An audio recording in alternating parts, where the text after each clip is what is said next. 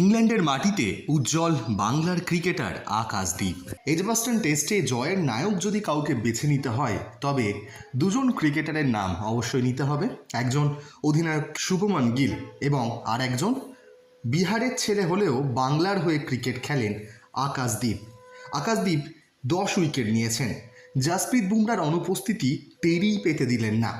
কোভিডে হারিয়েছেন বাবা ভাইকে, ক্যান্সারের সঙ্গে লড়াই করছেন বোন, অথচ কাউকে জানতেই দেননি তার সমস্যার কথা।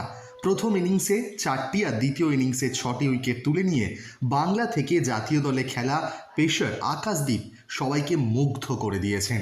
অধিনায়ক শুভমান গিল প্রথম ইনিংসে ডাবল সেঞ্চুরি, দ্বিতীয় ইনিংসে সেঞ্চুরির মতন আকাশদীপের 10 উইকেট অ্যাজবাস্টারের মাটিতে টিম ইন্ডিয়ার প্রথম টেস্ট জয় এই ইতিহাস করতে অনেকটাই সাহায্য করলো।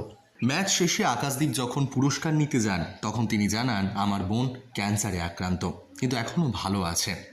আমার পরিবার, আমার বন্ধুবান্ধব সকলেই আমার এই পারফরমেন্স দেখে খুশি হবে, এমনকি আমার এই পারফরমেন্স আমি আমার বোনকে উৎসর্গ করছি।